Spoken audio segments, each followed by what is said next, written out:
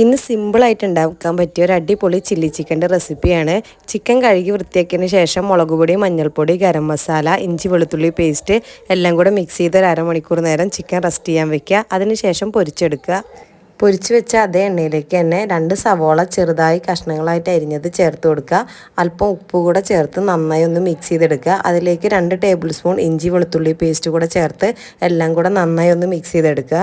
ഇഞ്ചി വെളുത്തുള്ളി പേസ്റ്റിൻ്റെ പച്ചമണം മാറിയതിന് ശേഷം ചെറുതായി കട്ട് ചെയ്ത് വെച്ചിട്ടുള്ള ഒരു ക്യാപ്സിക്കം കൂടെ ചേർത്ത് നന്നായി മിക്സ് ചെയ്ത് കൊടുക്കുക.